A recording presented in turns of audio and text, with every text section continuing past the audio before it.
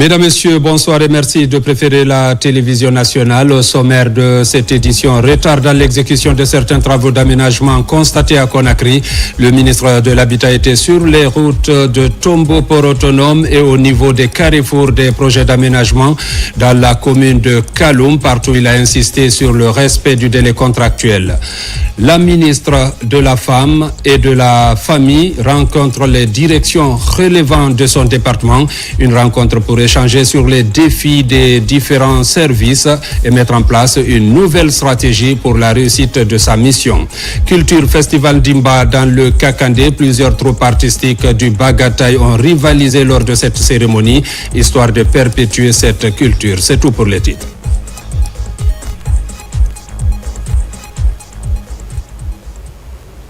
Une fois encore, bonsoir et bienvenue dans ce journal. C'est officiel, le mois sacré de Ramadan débutera demain mercredi 18 février sur toute l'étendue du territoire national. Le ministre secrétaire général des Affaires religieuses vient de confirmer l'observation du croissant lunaire. Le carême pour cette année débute aussi demain pour les fidèles chrétiens. À travers le pays, bien sûr, on suit la déclaration du ministre secrétaire général des Affaires religieuses. Suivez. Chers musulmans et musulmanes de Guinée, chers compatriotes, le croissant lunaire qui marque le début du mois saint de Ramadan a été observé ce mardi 29 Chaban qui correspond au 17 février 2026. Par conséquent, le jeûne du mois saint de Ramadan débutera ce mercredi 18 février 2026 sur toute l'étendue du territoire national. Il est alors demandé au service de concentré du secrétariat général des affaires religieuses, aux chefs religieux et aux autorités administratives, chacune à ce qui le concerne, de prendre toutes les dispositions afin que cette date officielle soit effectivement respectée. Chers musulmans et musulmanes de Guinée, le mois saint de Ramadan est un moment de jeûne, de prière, de pénitence, de l'aumône, de pardon et de tolérance. Prions tous pour la paix, l'unité nationale, la stabilité, la prospérité et le développement durable de notre cher pays, la Guinée. À cette heureuse occasion, je voudrais, au nom du président de la République, chef de l'État, chef suprême des armées, son Excellence Mamadi Doumbouya, et celui du Premier ministre chef du gouvernement, souhaiter bon Ramadan à tous les fidèles musulmans de Guinée et du monde entier. Bon Ramadan à toutes et à tous. Que Dieu bénisse la Guinée et les Guinéennes. Chers chrétiens et chrétiennes de Guinée, chers compatriotes, le carême, période de pénitence, de consécration et du jeûne de 40 jours, commence ce mercredi 18 février 2026 sur toute l'étendue du territoire national. Chers chrétiens et chrétiennes de Guinée, le carême est un moment de jeûne, de prière, de pénitence, de partage, de pardon et de tolérance. Prions tous pour la paix, l'unité nationale, la stabilité, la prospérité et le développement durable de notre cher pays, la Guinée. À cette heureuse occasion, je voudrais, au nom du président de la République, chef de l'État, chef suprême des armées, son Excellence Mamadi Doumbouya, et celui du Premier ministre, chef du gouvernement, M. Amadou Ouriba, souhaiter bon carême à tous les fidèles chrétiens de Guinée et du monde entier. Bon carême à toutes et à tous. Que Dieu bénisse la Guinée et les Guinéennes. Je vous remercie. Pour ce mois de pénitence, un accord sur les prix des produits de consommation trouvé entre les commerçants et les autorités. Ces prix plafonds visent à éviter l'augmentation fantaisiste des prix pendant le Ramadan et le Carême. Le point avec Mohamed Chérif Kamara. Autour de la ministre de l'Industrie et du Commerce, autorités et opérateurs économiques ont signé un protocole d'accord visant à assurer un approvisionnement régulier du marché et à maintenir des prix accessibles. Fatima Camara a insisté sur la concertation et le respect des engagements pour stabiliser les prix et préserver le pouvoir d'achat des populations. Le protocole que nous signons aujourd'hui est le résultat d'un travail de fond. Il n'est pas né dans un bureau, il est né dans la discussion. La DNSIC a analysé les structures de charge. La CGIAC a porté la voix des opérateurs. La douane a apporté les paramètres techniques indispensables. Et nous avons recherché un atterrissage équilibré.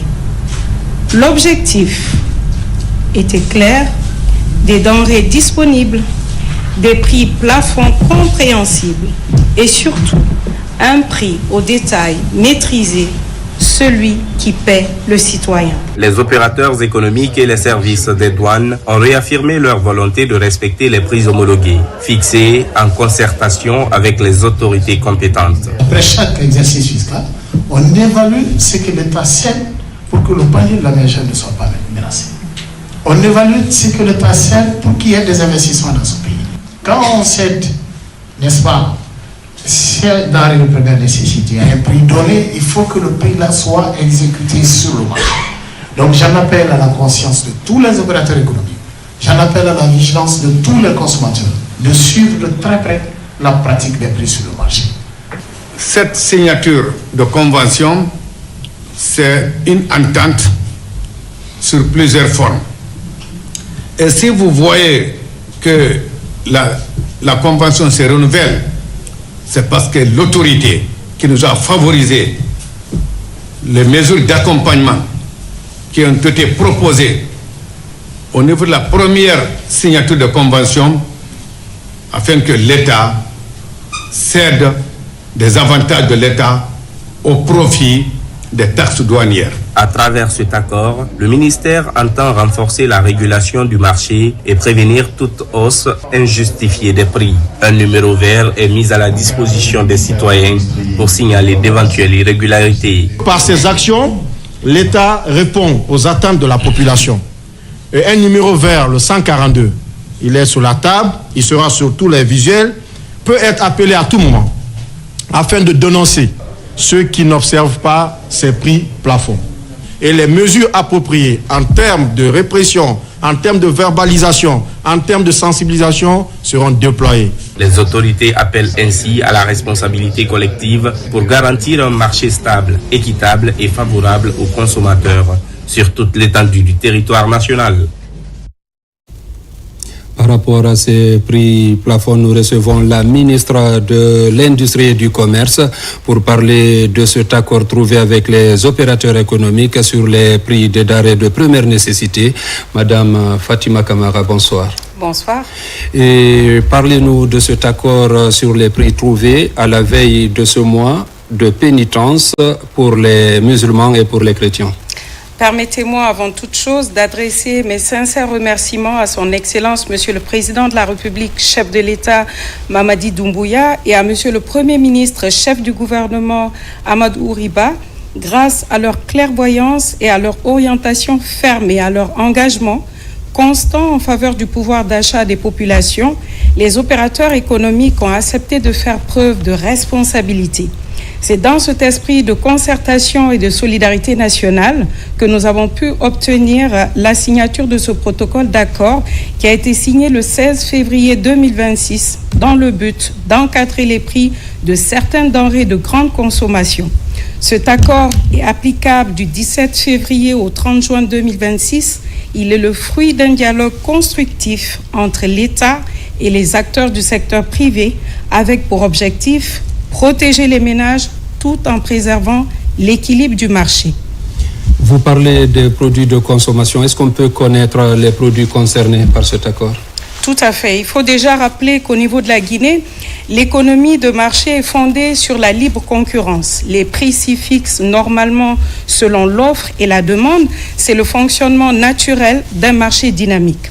Mais lorsque les produits essentiels consommés chaque jour par nos familles connaissent des variations importantes, l'État a le devoir d'agir avec mesure et responsabilité. Notre rôle n'est pas de bloquer le marché, mais de l'encadrer lorsque l'intérêt général l'exige. Alors les produits, il faut savoir que c'est le riz, la farine, le sucre, l'huile végétale, l'oignon, le lait en poudre ainsi que la volaille. Vous êtes suivi à travers la Guinée. Est-ce que vous pouvez nous énumérer ces prix par d'arrêt? Bien sûr. Au niveau de Conakry, des ajustements ont été opérés, à savoir sur le riz blanc de 50 kg qui passe de 270 000 à 260 000 francs guinéens, soit une baisse d'environ 4%. Au niveau de l'oignon qui est de 25 kg qui passe de 290 000 à 270 000 francs guinéens, soit une baisse d'environ de 7%.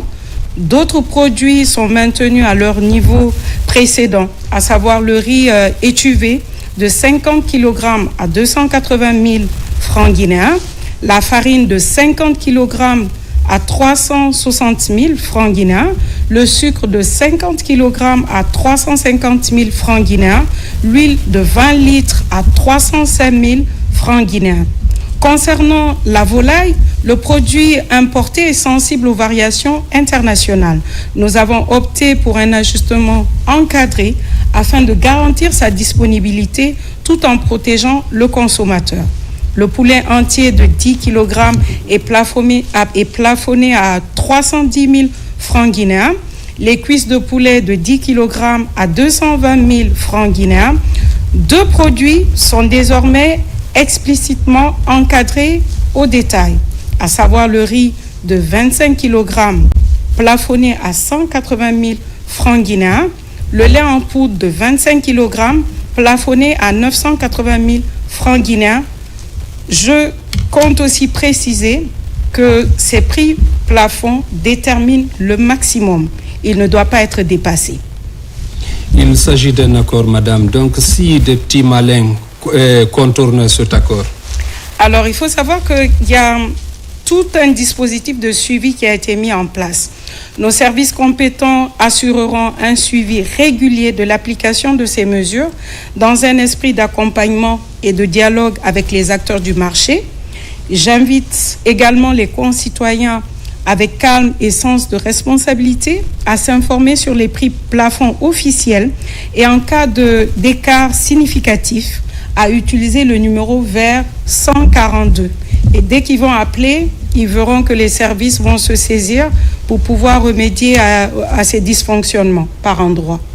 Merci madame. Donc un numéro vert, le 142, existe pour les recours. On poursuit cette édition, visite des chantiers en cours de réalisation dans la capitale. L'autoroute 2x2 voie Tombo, port autonome de Conakry et l'aménagement des carrefours dans la commune de Kaloum ont été visités par le nouveau ministre de l'Habitat, de l'Urbanisme et de l'Aménagement du territoire. Sur le terrain, certains chantiers peinent à s'achever. Le constat dans ce reportage de Maïmouna Bella Diallo, Alpha Isiagaba. En plein centre-ville, un vaste chantier attire l'attention des passants. La construction d'une autoroute 2x2 voies sur la corniche nord reliant Tombo au rond-point du port autonome de Conakry. Lancé récemment, les travaux progressent, même si certaines contraintes techniques, notamment liées à l'emplacement d'équipements situés au bord du tracé, ralentissent par moment leur évolution. Un chantier, en le parcourant, on décèle toutes les difficultés. Aujourd'hui, avec ce que monsieur le ministre vient de faire avec nous et toutes les dispositions qu'il vient de prendre de façon pragmatique, nous mettent dans une situation de très haute appréciation. Lors de la visite, il y en a beaucoup de problèmes terrain qui ont été résolus sur le champ et d'autres problèmes d'ordre administratif et financier vont être réglés, je le souhaite, dans les jours à venir. À Kalouma, un autre chantier d'envergure concerne l'aménagement des ronds-points et carrefours stratégiques du rond-point M5 au camp Samori, en passant par celui du port autonome de Conakry, les travaux avancent de manière significative. Le ministre de l'Urbanisme, de l'Habitat et de l'Aménagement du Territoire, Mohamed Sissavané, s'est rendu sur place pour constater l'état d'avancement de ces projets structurants. Du côté de Corentin, les travaux avancent très bien. Cependant, au niveau de Tombo, comme vous le savez, la grande station de EDG se trouve à Tombo. Il y a beaucoup de fibres qu'il faut déplacer. Il y a des câbles, la fibre pour l'économie numérique, mais il y a aussi les câbles de EDG. Également, nous avons constaté une forte arrivée derrière des eaux de ruissellement. Il y a des dispositions aussi à prendre du côté du boulevard qui quitte Mohamed V jusqu'au port et du port au camp Samori, qui est exclusivement destiné à l'entreprise Stapor qui est en train d'avancer très très bien. La réalisation de ces infrastructures routières vise à désengorger la commune de Kalouma et à réduire considérablement les embouteillages, améliorant ainsi la mobilité urbaine et le cadre de vie des usagers. Infrastructure toujours au niveau de l'enseignement supérieur, l'état d'avancement des travaux de construction du bloc administratif, des dortoirs pour étudiants et autres infrastructures annexes en cours d'exécution à l'Institut supérieur de technologie de Mamou viennent d'être passés en revue par la ministre de tutelle. Là également, certains chantiers sont à l'arrêt. Dr Diaka Sidibé exige la fin des travaux d'ici la rentrée prochaine. Reportage Mounir Bari, Moussa Bangoura. Pas de répit pour la délégation dans sa mission de visite des chantiers et des infrastructures pédagogiques en cours de réalisation. À l'Institut supérieur de technologie de Mamou, des projets structurants et innovants sont engagés. Ici, la ministre de l'Enseignement supérieur et de la Recherche scientifique annonce que ce mandat à la tête de ce département stratégique est orienté sur la qualité de l'enseignement ou encore des infrastructures. Nous nous sommes rendus à l'Institut supérieur de technologie de Mamou afin de voir l'évolution de certains chantiers lancés depuis 2022. Il s'agit de ce grand bloc administratif qui intègre la scolarité de l'institution que moi-même j'ai lancé il y a 3 ans. Voir l'état d'avancement. Ce sont quelques chantiers en arrêt et nous pensons que cette visite vient en tout cas redorer ou en tout cas relancer le projet. L'entreprise a pris certains engagements et le ministère également afin de relancer le plus tôt que possible ce chantier. Du bloc administratif en construction au dortoir, en passant par le hangar en chantier dans l'enceinte de l'institution, deux mesures fortes sont envisagées pour la relance des travaux. Il y a certaines infrastructures qui connaissent des retards, qui ne sont pas totalement arrêtées, mais qui connaissent des retards par rapport au calendrier de départ. Donc il est aujourd'hui question d'accélérer. La difficulté principale, c'est la question des finances. La visite de ces différents chantiers prouve aussi à suffisance qu'il est en train de se battre afin d'améliorer les conditions de travail des étudiants, mais par rapport aussi au corps enseignant et pouvoir même administratif. L'Institut supérieur de technologie de Mamou est une institution d'enseignement qui s'inscrit dans une dynamique de l'excellence et de qualité avec un taux d'insertion le plus appréciable en Guinée, avec une dynamique de co-construction de programmes d'enseignement, un vivier de ressources humaines compétitives et formées pour l'administration, mais également les entreprises guinéennes et étrangères. Dans le cadre aussi du suivi de proximité des chantiers liés au projet d'assainissement, les membres du comité de pilotage du projet d'assainissement de Conakry étaient récemment sur le chantier des travaux de réhabilitation de la station de traitement de boue de vidange. La démarche consiste à toucher du doigt l'état d'avancement des travaux. Reportage Mohamed Lamine Kamara. Nous sommes sur le site de la station de traitement de boue de vidange de Yimbaya, avec une capacité d'accueil de 250 mètres cubes de boue par jour. Les travaux de réhabilitation de cette infrastructure sont financés conjointement par l'État guinéen et la Banque islamique de développement. C'est dans le registre d'un suivi de proximité que le comité de pilotage du projet d'assainissement de Conakry visite le chantier. On est en train de faire un combat contre le temps. Parce qu'à partir du mois d'octobre, et nos partenaires financiers vont arrêter le financement de ce projet. Donc, raison pour laquelle nous demandons humblement à l'entrepreneur de prendre les dispositions nécessaires pour que ce projet puisse avancer rapidement, pour ne pas que nous soyons à court de financement. La durée des travaux est de 15 mois à compter du mois de novembre 2025. Au cours de cette visite, les membres du comité de pilotage ont examiné le niveau d'avancement et la qualité des travaux. Sur le terrain, un léger retard est constaté dans l'exécution du planning. Ainsi, l'invite est faite à l'entreprise de multiplier les équipements pour accélérer les travaux dont l'achèvement dans les délais est indispensable. Déjà, nous constatons un retard sur le chantier parce que ici, le site de Yimbaya est différent du site de Chonfonia que nous avons déjà réalisé. Ici, si rien n'est fait d'ici le mois de mai, les travaux seront empêchés par les grandes pluies. La difficulté majeure qui a été évoquée ici, c'était par rapport à surtout la zone d'extension, qui est une zone conflictuelle. Nous avons essayé d'informer le comité de pilotage qui est venu avec la dature et ils vont prendre les dispositions possibles plus tard le lundi pour que cette zone soit allouée au groupement. Au terme de cette visite, le comité de pilotage a promis d'accompagner le projet afin de résoudre les problèmes fonciers en vue d'une extension du site. Pour ce faire, la date du 28 février 2026 est donnée à l'entreprise pour fournir le plus rapidement possible à la mission de contrôle la totalité des plans d'exécution du projet d'extension de la station. Et puis, sur instruction du président de la République, son Excellence Mamadi Doumbouya, la République de Guinée a acquis un nouvel édifice pour abriter sa chancellerie à Londres. Il s'agit d'un immeuble de 5 niveaux avec toutes les commodités achetées sous le leadership du ministre Dr Maurice Sanda Kouyaté, ministre des Affaires étrangères, situé dans la zone de Kensington, en plein centre de Londres. Cette propriété désormais guinéenne est la preuve palpable de la volonté du chef de l'État de permettre à la diplomatie guinéenne d'occuper une place de choix dans le concert des nations. Suivez son Excellence, Monsieur l'ambassadeur Ali Diallo, ambassadeur extraordinaire et plénipotentiaire de la République de Guinée au Royaume-Uni. Suivez. Le repositionnement de notre pays à l'échelle internationale et l'image des rehaussements de la représentation diplomatique de notre pays à l'ère de la Ve République, sous le leadership éclairé de son Excellence, Monsieur le Président de la République, Mamadi Doumbouya, est plus qu'une réalité.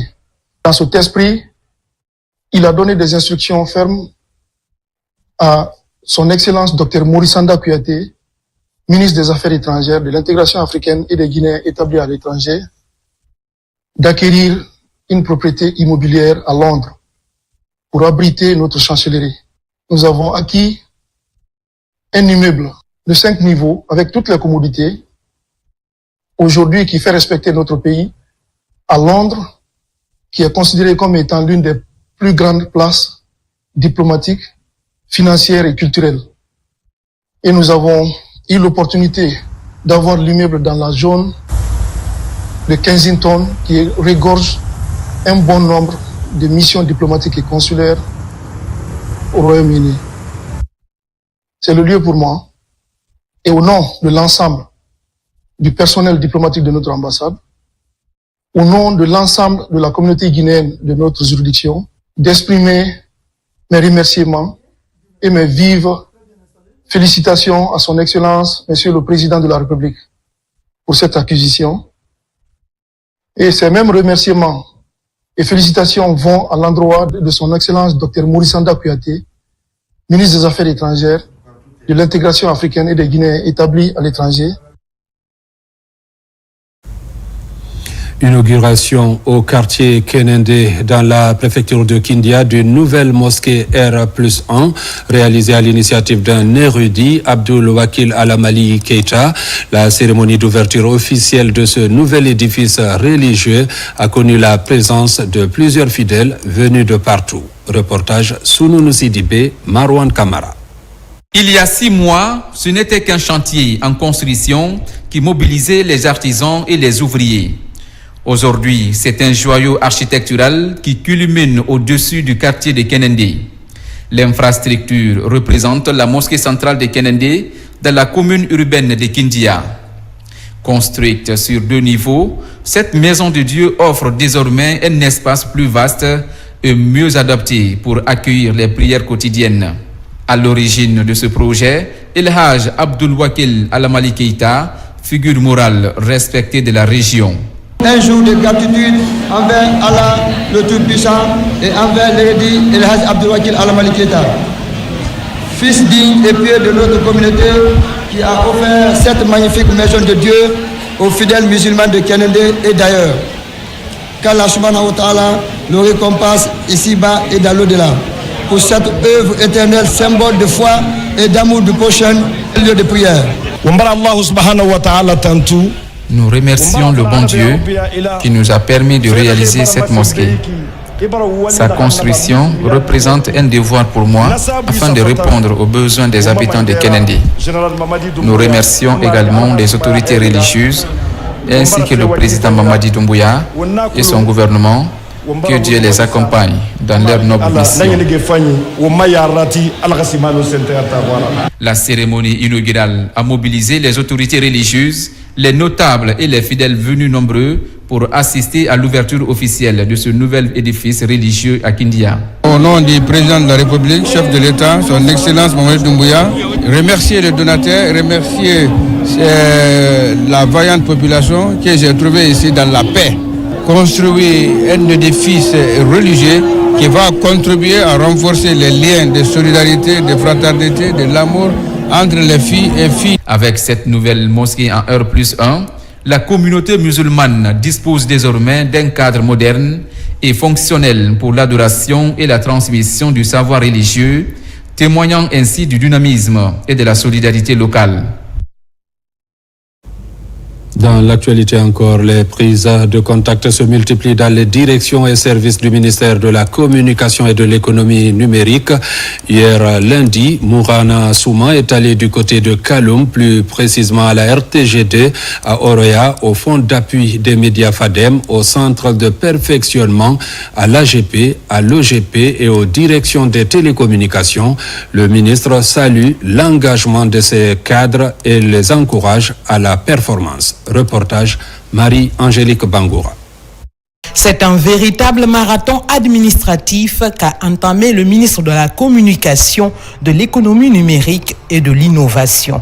Une immersion totale au cœur des directions et services relevant de son département, avec pour objectif toucher du doigt les réalités du terrain et insuffler une nouvelle dynamique.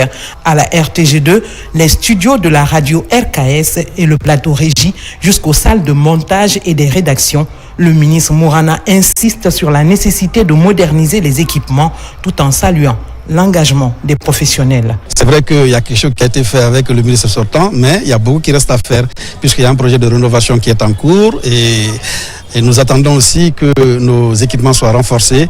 Et puisque quand vous prenez aujourd'hui à la régie finale, nous n'avons qu'un seul serveur, il n'y a pas de redondance. Donc en cas de problème, la télé s'arrête. Donc tout est à refaire. Le quotidien national Orea, témoin privilégié de l'histoire guinéenne, continue de résister aux intempéries du temps et aux bouleversements du numérique. Cap ensuite sur l'agence guinéenne de presse AGP, puis au centre de formation technique et de perfectionnement. Là, les directives sur la formation des agents et la modernisation des équipements est au cœur des échanges. Même engagement au fonds d'appui au développement des médias et à la radio rurale de Guinée. L'Office guinéen de publicité OGP, la régulation du marché publicitaire s'impose comme le mot d'ordre. Connaissant très bien le dossier de l'Office guinéen de publicité, le nouveau ministre de la Communication, de l'Économie numérique et de l'Innovation pourra jouer un rôle central pour pouvoir trouver des solutions à ce défi structurel. Quand je parle de défi structurel, je parle notamment du cas du personnel excédentaire. La visite de terrain se poursuit à la Direction générale de la Poste et des télécommunications. À la Poste, les visiteurs découvrent notamment la salle de tri, véritable illustration du fonctionnement traditionnel du service postal, où les défis logistiques demeurent palpable des chantiers du futur ministère appelé à abriter le département de la communication et de l'économie numérique. Les priorités sont clairement définies et orientées vers la modernisation et la performance des services. Ça m'a permis aussi d'aller au niveau de certaines sociétés publiques qui relèvent des compétences du ministère en question. C'est le cas de la direction de la Poste et que nous sommes en train donc de transformer en société postale plus modernisée et trouver en son sein un segment de banque postale.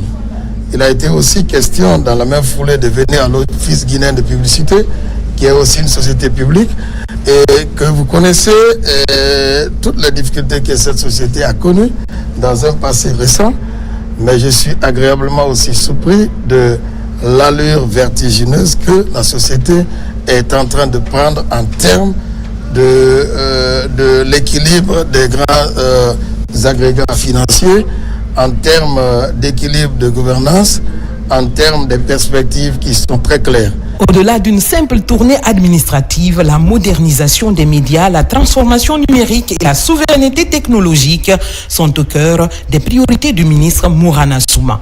Des actions inscrites dans la dynamique impulsée par le président Mamadi Doumbouya.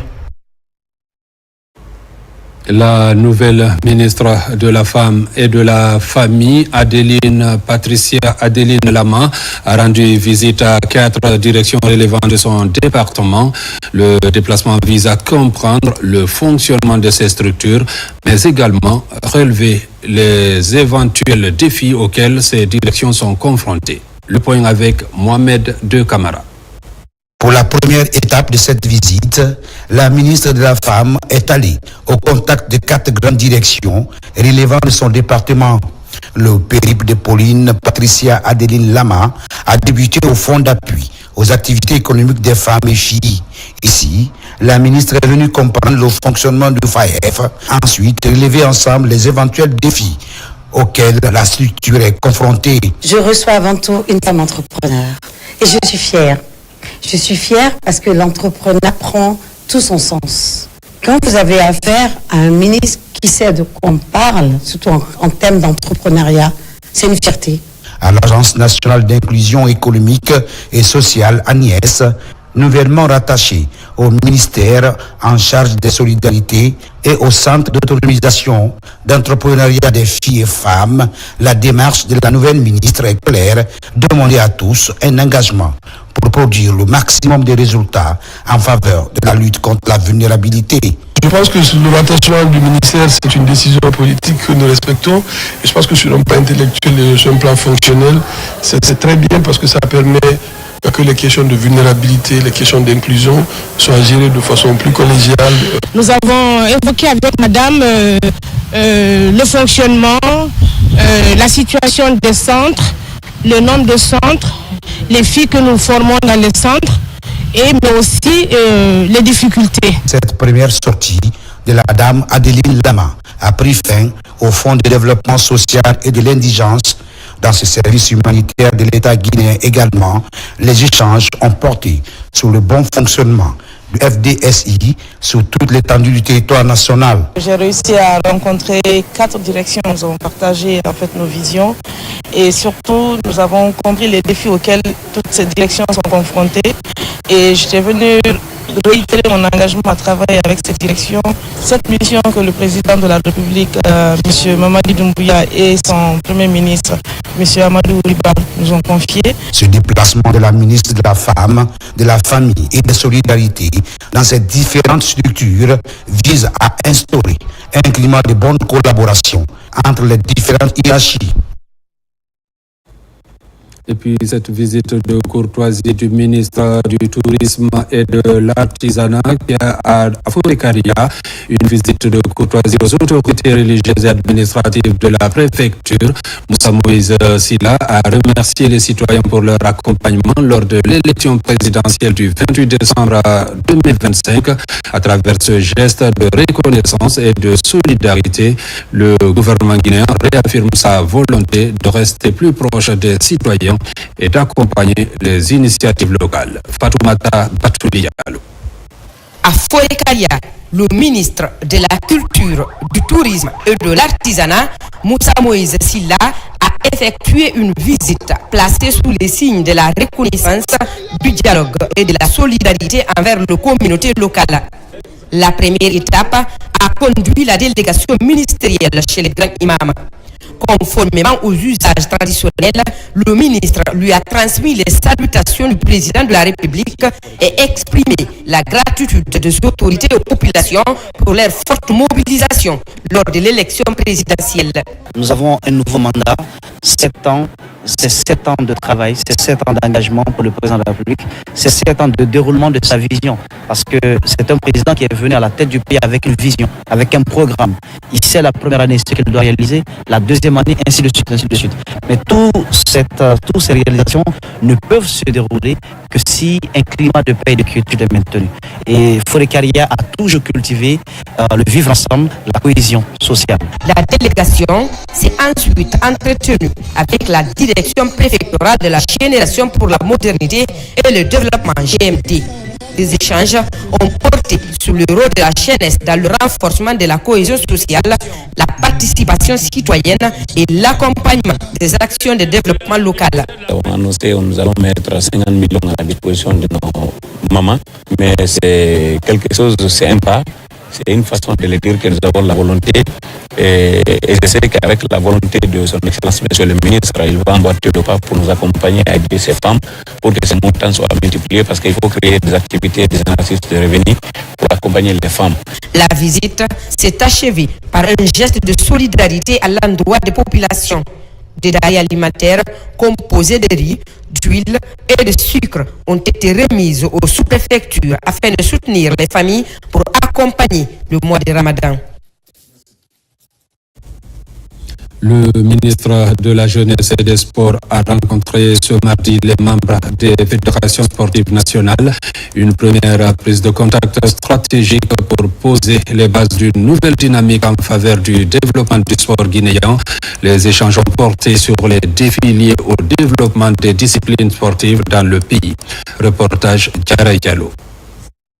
C'est une rencontre placée sous le signe du dialogue et de la refondation autour du ministre de la Jeunesse et des Sports, des cadres du département et les représentants des différentes fédérations sportives nationales. Cette première rencontre au compte de la 5e République vise à établir un premier contact entre le chef du département et les fédérations sportives nationales. Le sport guinéen ne manque pas de talent, ni d'engagement, ni de patriotisme. Il attend un accompagnement structuré et une vision partagée.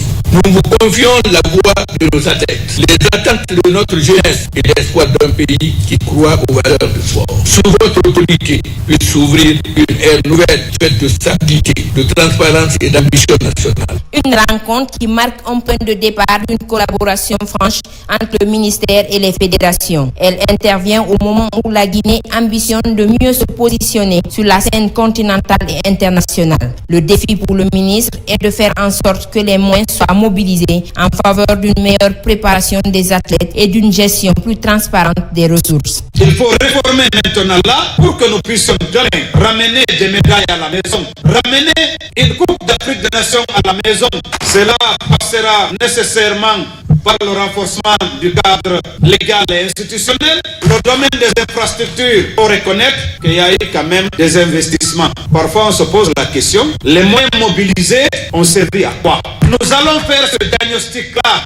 Nous allons nous regarder et nous dire les vérités pour savoir qu'est-ce qui n'a pas marché. Une nouvelle ère de concertation s'ouvre ainsi pour le département des sports et les acteurs du monde sportif national. En ligne de mire, la performance, la discipline et le rayonnement du sport guinéen. Mamadou Sellou Baldé recevra à tour de rôle les différentes fédérations pour poser un véritable diagnostic afin de permettre aux clubs guinéens d'être plus compétitifs. Session extraordinaire de la Chambre nationale d'agriculture. Les travaux ont permis de présenter le bilan des activités de l'année 2025, d'examiner les rapports statutaires et d'adopter le plan de travail et le budget annuel. Une redéfinition des orientations stratégiques de l'institution placée sous le signe de l'inclusion et de la gestion axée sur l'obligation de résultat. Foulé Camara, Mohamed Chassila. Interface entre les acteurs du monde rural et les pouvoirs publics la Chambre nationale d'agriculture fixe le cap pour mieux planifier les interventions. Pour y définir ensemble les priorités, la session extraordinaire de l'Assemblée consulaire nationale a permis de partager la vision d'améliorer la gouvernance. L'Assemblée consulaire nationale, en tant qu'organe souverain de délibération, nous confère l'opportunité d'examiner et valider le rapport d'activité, mais aussi d'adopter le plan de travail annuel ainsi que le budget de l'exercice à venir. L'année 2025 a été celle de grands chantiers. Les résultats de ces efforts sont déjà visibles. La réalisation de plus de 50% des activités prévues en 2025, le renforcement des capacités de notre capital humain et la dotation des chambres régionales en moyens logistiques. Professionnaliser les filières de l'agriculture, de l'élevage, de la pêche et de la foresterie sur toute l'étendue du territoire national est l'un des grands chantiers à poursuivre pour plus de représentativité à la base. La Chambre nationale d'agriculture doit être notre bras armé. Et quand on a une armée, cette armée doit être déployée sur l'ensemble du territoire. Et ce que ce président, M. Berete, a réussi. Il y a encore des choses à faire. Mais depuis que cette Chambre a été mise en place, ils ont commencé par la structuration de la Chambre, par la gouvernance. Nous avons, grâce à son leadership, réussi à mettre en place les différentes antennes dans toutes les régions et dans toutes les préfectures. Pour faire face aux difficultés, les plaidoyers formulés tombent déjà dans de bonnes oreilles. Soyez rassurés, cher Président, chers membres de l'Assemblée consulaire nationale, que le ministère, je dirais même les ministères, mettront tout en œuvre pour vous apporter tous les appuis nécessaires pour la réalisation de votre noble mission.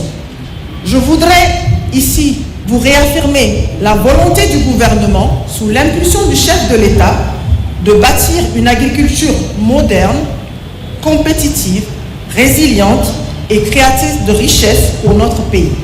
J'encourage les équipes de la Chambre nationale d'agriculture à poursuivre avec détermination cette dynamique vertueuse pour le développement agricole et la prospérité de notre monde rural. En plus des réformes de modernisation institutionnelle, la Chambre nationale d'agriculture est au cœur de la mise en œuvre du programme prioritaire gouvernemental d'appui de la campagne agricole pour l'atteinte des résultats. Il faut dire que le secteur agricole continue d'être porté par le gouvernement et ses partenaires au bénéfice des populations. Ici à Conakry, une signature de partenariat entre ECAP Guinée et AgriEdge du Maroc a eu lieu dans ce sens pour apporter de nouvelles stratégies innovantes dans le secteur agricole. La collaboration prend en compte plusieurs paramètres comme l'utilisation de nouvelles technologies, comme la gestion des données agricoles et la cartographie des exploitations agricoles. Reportage Aboubakar Diaby. Pour encourager la transformation structurelle de l'agriculture guinéenne, un nouveau partenariat stratégique vient d'être signé entre ECAP Guinée et AgriEdge du Maroc. C'est une nouvelle dynamique porteuse qui vise à faire le secteur agricole un levier de croissance économique, de sécurité alimentaire et de création d'emplois. Avec ces acteurs, la modernisation des pratiques agricoles du pays serait améliorée à travers la science et les données agricoles. Avec ECAP, l'objectif c'est travailler ensemble afin de co-construire, afin d'adapter ces solutions pour le contexte local, afin de servir l'agriculteur guinéen, tout en mettant à sa disposition les services de l'agriculture de précision d'une façon simple. Et ce partenariat va permettre à chaque agriculteur guinéen qui va souscrire d'avoir une alerte, d'avoir contrôlé son propre champ, sa culture, à partir de son téléphone. Cette collaboration franche intervient pour introduire de nouvelles stratégies innovantes dans le secteur agricole guinéen. Il s'agit entre autres de l'accessibilité des données agro-pédagogiques, la cartographie des exploitations agricoles et agropastorales, ainsi que la gestion raisonnée de la fertilisation. Et nous avons vu que c'est réellement une innovation qui nous a été présentée, qui peut servir vraiment au monde rural, qui peut servir aux agriculteurs, qui peut servir aux opérateurs économiques qui doivent évoluer dans le monde rural. spécifiquement dans l'agriculture et même dans l'élevage. À partir de ce partenariat, nous pourrons avoir des éléments factuels, des analyses, depuis l'analyse des sols jusqu'à la production, ce qui va nous permettre vraiment d'être beaucoup plus à l'aise sur les dossiers d'agriculture. En Guinée, le ministère de l'Agriculture et ses partenaires misent sur l'écosystème technologique pour mieux maîtriser le monde paysan. Ce nouvel élan s'inscrit dans la vision du programme Simandou 2040 pour favoriser le transfert des compétences, mais aussi le financement agricole fondé sur les données objectives et mesurables. Dans le cadre de ces prises de contact, le ministre de la Modernisation de l'Administration et de la Fonction publique, Faya François Bourneau, s'est rendu à l'Institut national de formation et de perfectionnement et à l'Agence nationale de digitalisation de l'État. Objectif, décliner sa vision, écouter les équipes et poser les jalons d'une administration au service des usagers. Reportage Mamadi Ternakamisoko, Mohamed Chérif Kamara. La dynamique de prise de contact et d'orientation stratégique se poursuit au ministère de la Modernisation de l'Administration et de la Fonction publique. Après une première série de rencontres, le ministre Faya François Bourneau s'est rendu à l'Institut national de formation et de perfectionnement appelé à devenir l'ENA de Guinée. Le ministre a également visité l'Agence nationale de digitalisation de l'État, pilier du dispositif de modernisation de l'administration publique. Sur le terrain, des acquis notables ont été constatés dans les deux structures, mais plusieurs défis restent à relever.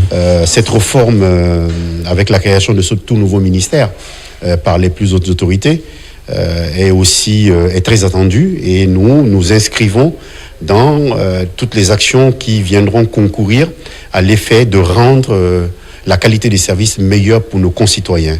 L'Institut national de formation et de perfectionnement, qui évolue aujourd'hui en École nationale d'administration, ne constitue pas simplement une mutation institutionnelle.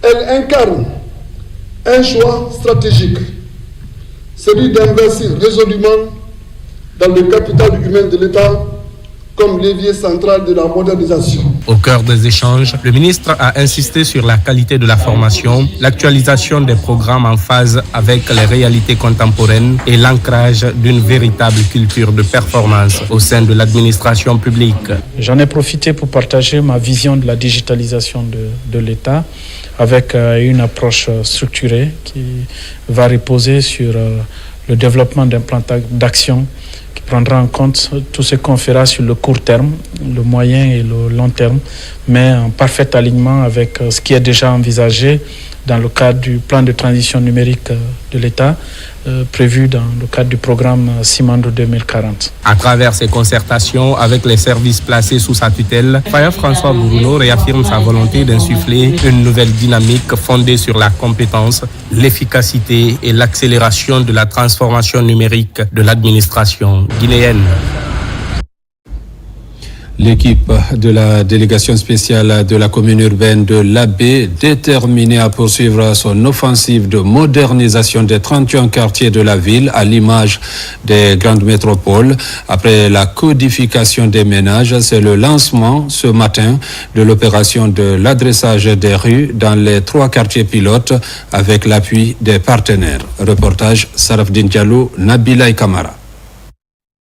L'équipe de la délégation spéciale de la commune urbaine de l'Abbé est plus que jamais déterminée à poursuivre son initiative de modernisation des 31 quartiers de la cité de Karamoko Alpha Molabé, à l'image des grandes villes modernes. Après la codification des ménages, c'est une nouvelle étape du programme qui démarre avec à la clé l'adressage des rues de 3 quartiers pilotes. C'est une cérémonie très symbolique qui va marquer le couronnement d'une activité pilote sur 3 quartiers par rapport à la codification des bâtiments et également par rapport à l'adressage. Ces identifiants rendront aisée la question du territoire et l'accès aux services publics tels que le transport, l'eau, l'électricité, l'assainissement et en cas d'urgence médicale,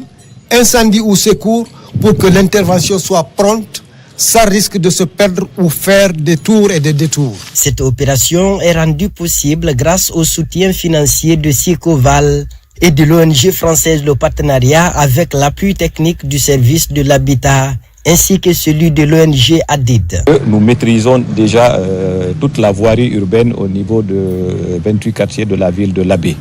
Donc nous avons eu à appuyer la commune dans ce sens pour l'adressage de la ville et la codification de toutes les concessions.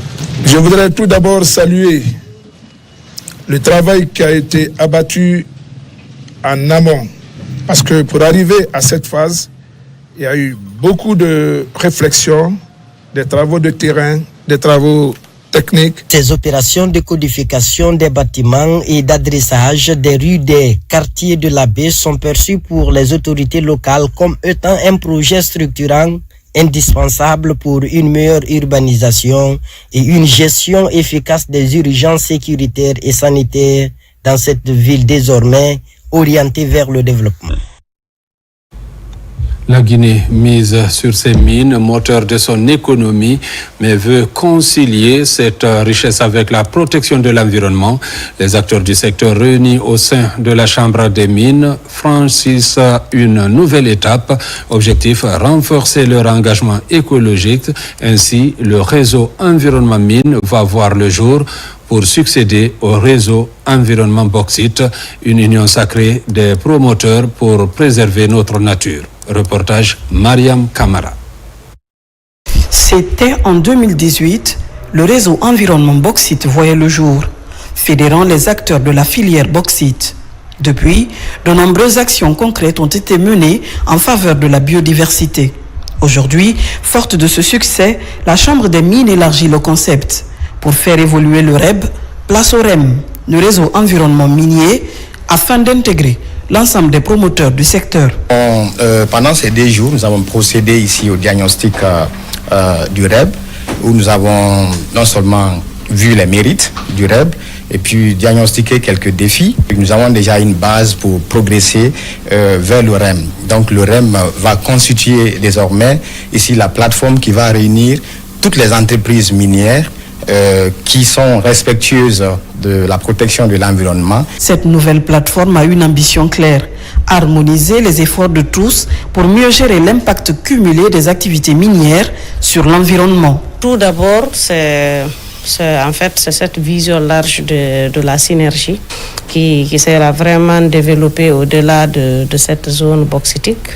Et en plus de ça, on aura une plus grande vision en termes de conservation de tout ce qui est biodiversité. Nous n'étions pas membres du REB, malheureusement pour nous, mais avec les résultats obtenus par le REB, avec la présentation que nous avons vue, nous ambitionnons vraiment de rejoindre la dynamique et de migrer ensemble vers le REM, qui va un peu essayer, qui va nous accompagner dans nos actions de tous les jours. Un projet visiblement bien accueilli par la profession. Dans les prochains jours, les grandes lignes de ce nouveau réseau seront soumises à l'approbation des adhérents. Une étape clé pour une transition en douceur vers la nouvelle formule. Culture avec la célébration du Nouvel An chinois en Guinée. Elle a été organisée par la communauté chinoise établie en Guinée. Ceci pour promouvoir la culture chinoise et renforcer la coopération sino-guinéenne. Le récit avec Mikini Moussa Kamara, Younous Tawel Kamara. La communauté chinoise établie en Guinée vient de célébrer le Nouvel An chinois sous le signe du cheval de feu, symbole d'énergie, de liberté et d'un esprit vif.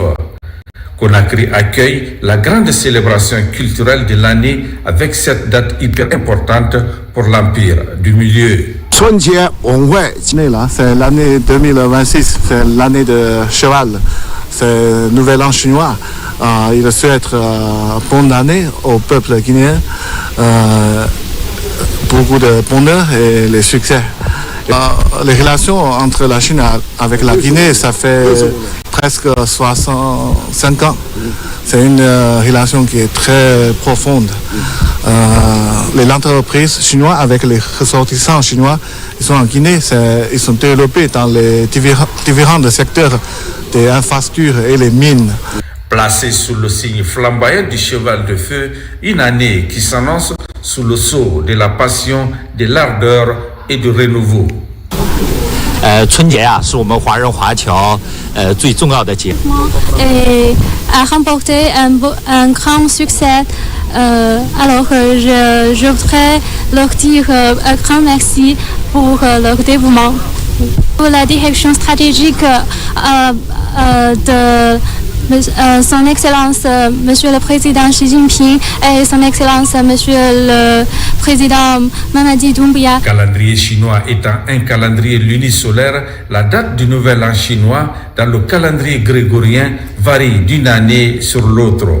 Celle-ci tombe entre le 21 janvier et le 21 février du calendrier grégorien. À Mandiana, les tailleurs et stylistes viennent de lancer la 4e édition de la haute couture de la préfecture.